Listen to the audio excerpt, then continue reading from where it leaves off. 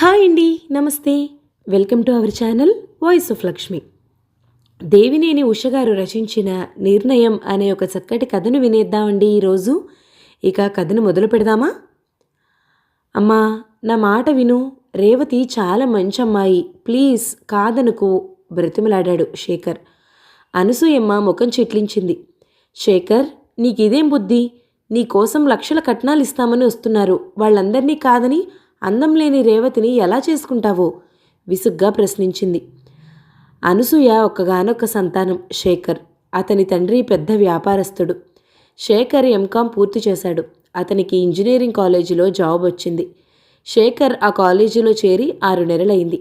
అనసూయమ్మ కొడుకు వివాహం చేయాలని తలపెట్టింది. ఎన్నో మంచి సంబంధాలు కాళ్ల వరకు వస్తున్నాయి. కానీ శేఖర్ మాత్రం తమ హోదాకు సరిపడే ఫ్యామిలీలోని అమ్మాయిలను అంగీకరించదలుచుకోలేదు. డబ్బు లేకపోయినా సామాన్యమైన అందం, దాన్ని మించిన వినయం, అనురాగం కల యువతిని అతను భారీగా ఊహించుకుంటున్నాడు. అలా అని డబ్బున్న వారమ్మాయిలు సంసారం చేయరని అతని అభిప్రాయం కాదు. తమకు కావలసినంత ధనం ఉంది. ఎదురు ధనవంతుల అమ్మాయే ఇంటికి కోడలిగా వస్తే స్టేటస్ కోసం పాకులాడి తన జీవితంలో సరైన ఆనందం కలిగించదని అతని నమ్మకం. శేఖర్ తండ్రి ఆనందరావు గారి దగ్గర గుమస్తా జాబ్ చేసే వెంకట్రామయ్య కూతురు రేవతి శేఖర్కు బాగా నచ్చింది. నెల రోజుల క్రితం శేఖర్ పని మీద హైదరాబాద్ వెళ్ళాడు. పని పూర్తి చేసుకుని బస్ డిపోకి వచ్చి విజయవాడ బస్ ఎక్కాడు. అతని ముందు సీట్లో ఒక అమ్మాయి కూర్చుని ఉంది. ఆమె సన్నగా పొడవుగా ఉంది. ఆమె అల్లుకున్న బారెడు జడ మీదే శేఖర్ దృష్టి నిలిచిపోయింది. సైడ్ నుండి ఆమె ముఖం అందంగా ఉంది. శేఖర్కు ఎందుకో ఆమె చాలా బాగా నచ్చింది. పదే పదే ఆమెనే గమనించసాగాడు. ప్రయాణిస్తున్న బస్ హఠాత్తుగా ఆగిపోయింది. అందరూ ఏమిటి ఏమిటి అని ఉత్సుకతతో చూడసాగారు. చెకింగ్ ఆఫీసర్స్ బస్లో ఎక్కారు. కండక్టర్ ఒక్కసారిగా నిశ్శబ్దంగా అయిపోయి ఒక పక్కగా నిలబడ్డాడు. చెకింగ్ ఆఫీసర్స్ రావటం, బస్ చెక్ చేయటం అప్పుడప్పుడు ఇలా జరుగుతూనే ఉంటుంది. అందులోనూ ఇప్పుడు బస్లో స్పెషల్ ఆఫీసర్స్ ఎక్కారు. 3 ఆఫీసర్స్ టికెట్స్ చెక్ చేయసాగారు. శేఖర్ ముందు సీట్లో కూర్చున్న అమ్మాయి కూడా టికెట్ చూపించింది. ఒక ఆఫీసర్ శేఖర్ దగ్గరకు వచ్చాడు. శేఖర్ తన ప్యాంట్ జేబులో చేయి పెట్టి అదిరిపడ్డాడు. ప్యాంట్ జేబులో పర్స్ లేదు. హైదరాబాద్ బస్ డిపోలో టికెట్ తీసుకుని ఆ టికెట్ పర్సులో పెట్టుకుని పర్స్ ప్యాంట్ జేబులో వేసుకున్నాడు. తర్వాత క్యాంటీన్కు వెళ్ళి మంచినీళ్లు తాగాడు. అంతవరకు గుర్తుంది. తర్వాత పర్స్ ఎలా పోయిందో గుర్తే లేదు. ఏదండి టికెట్? ఆఫీసర్ అడుగుతున్నాడు రెట్టించి. ఐఎమ్ సారీ, నా పర్స్ పోయింది మెల్లగా చెప్పాడు శేఖర్. పర్స్ పోయినందుకు అతనికేం బాధలేదు, కానీ టికెట్లెస్ ట్రావెల్గా నడవరాల్సి వచ్చినందుకు సిగ్గుగా ఉంది. ఆఫీసర్ నమ్మలేదు. టిప్టాప్గా డ్రెస్ వేసుకుని కూడా మోసాలు చేసే ప్రబుద్ధులున్నారని అతనికి అనుభవపూర్వకంగా తెలుసు. మిస్టర్, కట్టుకథలల్లకు, బస్ దిగు, ఆఫీసర్ కఠినంగా హెచ్చరించాడు. అందరూ కుతూహలంగా చూడసాగారు. శేఖర్ ముఖం అవమానంతో కందిపోయింది. ప్లీజ్, నేను చెప్పేది నిజం, దయచేసి నా మాట వినండి అర్థించాడు. షటప్ ఐసే, ముందు బస్ దిగు రాస్కెల్. నీలాంటి దొంగ ప్యాసింజర్స్ వల్ల మా ఉద్యోగాలు పోతాయి. కండక్టర్ చాలా ర్యాష్గా శేఖర్ వీపు మీద చెయ్యి వేసి ముందుకు తోశాడు. శేఖర్ ముందుకు తూలాడు. ముందు సీట్లో కూర్చున్న అమ్మాయి చప్పున లేచి శేఖర్కు ఆసరా ఇస్తూ అతను పడకుండా ఆపింది. సార్, ఈయన టికెట్ ఫైన్తో కలిపి నేను కడతాను, బిల్ ఇవ్వండి ఆమె ధైర్యంగా అంది ఆఫీసర్తో. బస్లో అందరి చూపులు ఆమె మీదకు తిరిగాయి. చూడమ్మా, ఇలాంటి మోసగాళ్లను మనం నిత్యం చూస్తూనే ఉంటాం. అన్యాయానికి ఆనకట్ట వేయాలి, కానీ అతనేదో ఎర్రగా బుర్రగా ఉన్నాడని అతనికి ఇలా హెల్ప్ చేయటం దేశంలో చీడపురుగులను మరింత పెంచటమే ఆఫీసర్ అన్నాడు. రేవతి ముఖం ఎర్రబడింది. ఆయన చీడపురుగు అని నాకు అనిపించటం లేదు. నిర్దోషులను శిక్షించడం మన చదులు పట్టిన దేశానికి అలవాటే నిర్లక్ష్యంగా అంటూ పర్స్ తీసింది. శేఖర్ ఏమీ మాట్లాడలేకపోతున్నాడు. అతడిలోని సంస్కారం వాళ్లతో పేచీ పడలేకపోతుంది. మీకు కావాల్సింది టికెట్ మనీ, అంతే కదా? ఫైన్తో సహా తీసుకోండి.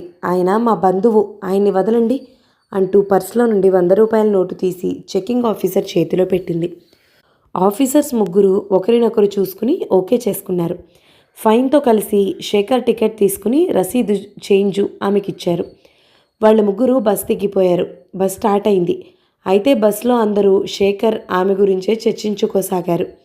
థ్యాంక్స్ మిస్, మీరు చేసిన హెల్ప్ కంఠంలో ప్రాణం ఉండగా మర్చిపోను. నన్ను పెద్ద అవమానం నుండి రక్షించారు. శేఖర్ ఆమెను కృతజ్ఞతతో చూస్తూ చెప్పాడు. పర్వాలేదు, మీరు మోసగాళ్ళు అనిపించలేదు, అందుకే నాకు తోచిన సహాయం చేశాను మొహమాటంగా నవ్వింది. బస్ విజయవాడ చేరాక ఇద్దరూ బస్ దిగారు. వస్తానండి అంది. అదేమిటి, మీరు నాకు ఇచ్చిన మనీ తిరిగి ఇచ్చేస్తాను, మీ అడ్రస్ ఇవ్వండి అడిగాడు. భలేవారే, మీరు తిరిగి ఇస్తారనా నేను ఇచ్చింది? ఆపదలో ఉన్నారని. అలా కాదు, మీ అడ్రస్ ఇవ్వండి. శేఖర్ బలవంతం చేస్తే తను అడ్రస్ రాసిచ్చింది. శేఖర్ రిక్షాలో ఇంటికి వచ్చేశాడు. బస్ విషయం తల్లి తండ్రితో అనలేదు. మర్నాడు సాయంత్రం 100 రూపాయలు తీసుకుని ఆమె ఇచ్చిన అడ్రస్ ప్రకారం వెళ్ళాడు. ఆమె వాకిట్లోనే ఎదురొచ్చింది. శేఖర్ని చూస్తూనే సంతోషంగా పలకరించింది. ఇంతలో రేవతి అంటూ ఆమె తండ్రి వచ్చాడు. శేఖర్ని చూస్తూ ఆయన ఆశ్చర్యపోయాడు. చిన్నబాబు గారు, మీరు ఇలా వచ్చారేమిటి అంటూ. శేఖర్ కూడా ఆయన్ని చూసి గుర్తుపట్టాడు. ఎవరినన్నా, ఈయన మీకు తెలుసా? రేవతి అడిగింది. శేఖర్ ఎవరో వెంకట్రామయ్య చెప్పాడు. ఆయన శేఖర్కు అనేక మర్యాదలు చేశాడు. శేఖర్ రేవతి తనకు చేసిన హెల్ప్ సంగతి చెప్పాడు. మా అమ్మాయి హృదయం నవనీతం బాబు, మీరే కాదు, తనకు తెలిసినంత వరకు ఎవ్వరికి కష్టం వచ్చినా ఆదుకుంటుంది.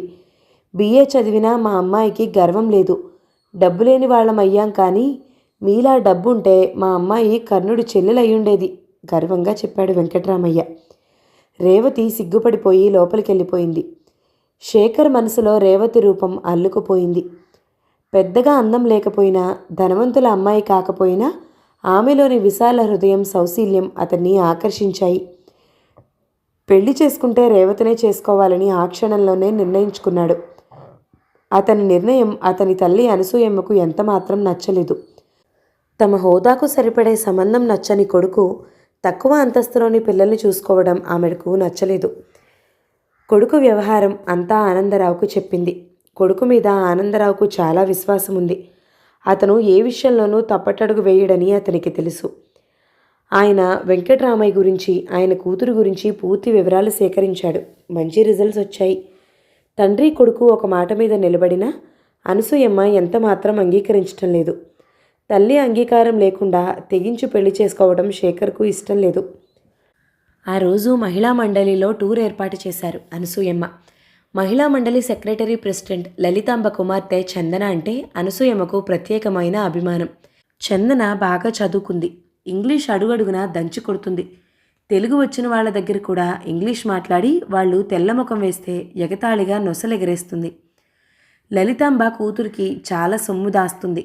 అనసూయమ్మకు చందన తన కోడలైతే బావుండు అని ఉంది. ఆవిడతో వియ్యానికి లలితాంబ ఎప్పుడో అంగీకరించింది. శేఖర్ విముఖత కారణంగా అనసూయమ్మ ఈ సంబంధం ఖాయం చేయడానికి జంకుతోంది. తీరా లలితాంబ వాళ్ళకి మాటిచ్చాక శేఖర్ ఒప్పుకోకపోతే పరువు పోతుంది. తిరుపతి, కాళహస్తి, చంద్రగిరి మొదలైన దగ్గర ఊళ్ళు తిరిగి రావడానికి ప్రోగ్రాం వేశారు. అనసూయమ్మ కూడా ప్రయాణానికి సిద్ధమైంది. మహిళా మండలిలోని సభ్యులు చాలామంది తమ అమ్మాయిలను వెంట పెట్టుకొచ్చారు. అనసూయమ్మ కావాలని చందన పక్క సీట్లో కూర్చుంది.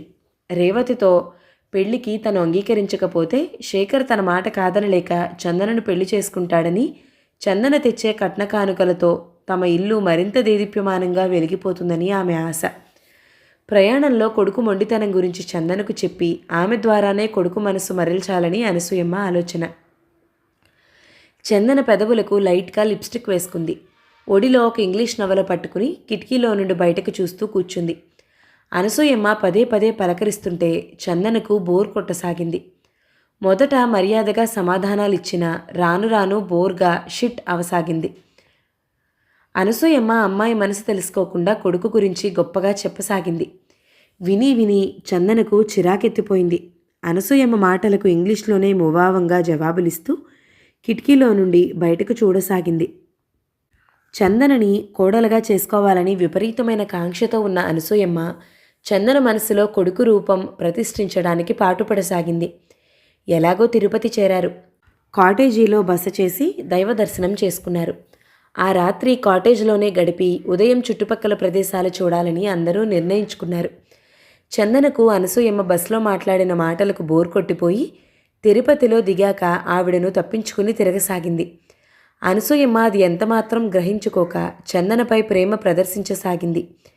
చందన వెళ్ళి తల్లి పక్కలో పడుకుంది. ఒక రాత్రి హఠాత్తుగా ఎందుకో అనసూయమ్మకు మెలకు వచ్చింది. లలితాంబ చందన స్వరాలు వినపడుతున్నాయి తగ్గు స్థాయిలో. అనసూయమ్మ ఆసక్తిగా చెవులు రిక్కించింది. మమ్మీ, ఆ ఓల్డ్ ఉమెన్ నా ప్రాణం తినేస్తుంది. నాకు ఎందుకు ఈ చెర? చందన స్వరం విసుగ్గా వినిపిస్తుంది. దాని బొంద.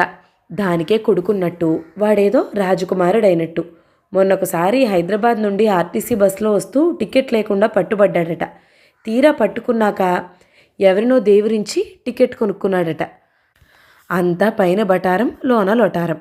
వాడికి టికెట్కి కూడా డబ్బు లేదంటే వాళ్ళు ఎంత లాస్లో ఉన్నారో. అందుకే నిన్ను కోడలిగా చేసుకుంటే బాగా ముట్ట చెప్తామని మన వెంట పడుతుంది. దాని కొడుకెక్కిన బస్సులోనే మీ చిన్నాన్న ఉన్నాడు. ఆయన చూసి నాతో చెప్పాడు. అది వరకైతే ఆ అబ్బాయి బాగుంటాడని నేను నిన్న అతనికి ఇద్దాం అనుకున్నాను. కానీ మీ చిన్నాన్న వచ్చి ఆ సంగతి చెప్పాక నా మనసు విరిగిపోయింది. సరే, ఆమె అడిగినప్పుడే డైరెక్ట్గా నో అనేయొచ్చని నేను ఊరుకుంటున్నాను. లలితాంబ అన్న మాటలన్నీ తనను కొడుకును ఉద్దేశించి అన్న మాటలని అనసూయమ్మకు అర్థమైపోయింది. నెత్తిన బండరాయి పెట్టినట్టుగా అయింది. కొడుకు ఎందుకు టికెట్ తీసుకోలేదో కేవలం చెప్పుడు మాటల ఆధారంగా లలితాంబ నిర్ణయం తీసుకున్నందుకు ఆవిడకు చాలా బాధ కలిగింది. శేఖరే కాదు, 3 తరాలు కూర్చుని తిన్నా తరగని ఆస్తి భర్త సంపాదించి పెట్టాడని ఆవిడకు తెలుసు. శేఖర్కు ఆడంబరం గిట్టదు. అందుకే కారున్నా అతను బస్సులోనే ప్రయాణం చేస్తాడు. ఓ గాడ్ మమ్మీ, ఇలా అయితే నేను ఆ అనసూయమ్మ కోడలనైతే మన ధనరాశులన్నీ వాళ్ళ ఇంట్లోకి నడిపించేలా ఉంది, చందన అంది. అవును, దురాశ ఎక్కువలా ఉంది. అయినా దానితో ఎవడు వియ్యం పొందాడు? పోనిద్దు, వెదసోది, పడుకో, లలితాంబ అంది. ఇద్దరూ పడుకున్నారు నిశ్శబ్దంగా. చదువుకున్న, అందమున్న, ధనమున్న చందనలో సంస్కారం లేదని అనసూయమ్మకు అర్థమైంది. ఆవిడకు తెల్లారి వాళ్ల ముఖాలు చూడాలంటే అసహ్యం అనిపించింది. ఉదయం మా తల్లి కూతుళ్ళు లేవకముందే తనకు ఒంట్లో బాగాలేదని, తను ప్రయాణం క్యాన్సిల్ చేసుకుని తిరిగి వెళ్ళిపోతున్నానని మిగిలిన వాళ్లతో చెప్పి బస్ డిపోకి వచ్చి విజయవాడ బస్ ఎక్కేసింది. ఇంటికి రావటమే శేఖర్ని పిలిచి టికెట్ లేకుండా ప్రయాణం చేసిన సంగతి చెప్పమని నిలదీసింది. తన గారాల కొడుకు ఎవరినో దేవరించుకుని డబ్బు తీసుకుని ప్రయాణం చేశాడని లలితాంబ అన్న మాట ఆవిడ హృదయంలో ముళ్ళు గుచ్చినట్టుగా గుచ్చుతోంది. శేఖర్ జరిగిందంతా తల్లికి చెప్పాడు. భాగ్యవంతులు కాకపోయినా రేవతి చూపించిన ఉదారత చెప్పాడు. అంతా విన్నాక అనసూయమ్మ హృదయం రేవతి పట్ల ప్రేమతో పొంగిపోయింది. ధనవంతుల అమ్మాయి చందనలో లేని సంస్కారం పేద అమ్మాయి రేవతిలో ఉన్నందుకు ఆమె మనసు పొంగిపోయింది. శేఖర్, నువ్వు తీసుకున్న నిర్ణయం నేను మనస్ఫూర్తిగా అంగీకరిస్తున్నాను నాన్న, సంతోషం నిండిన స్వరంతో చెప్పింది. శేఖర్ ముఖం విప్పారింది. కథ సమాప్తం. ఈ కథ కనుక మీకు నచ్చినట్లయితే లైక్ చేయండి, షేర్ చేయండి, మంచి కామెంట్ చేయండి. మన ఛానల్ని తప్పకుండా సబ్స్క్రైబ్ చేసుకోండి. Thank you so much for watching. నమస్తే.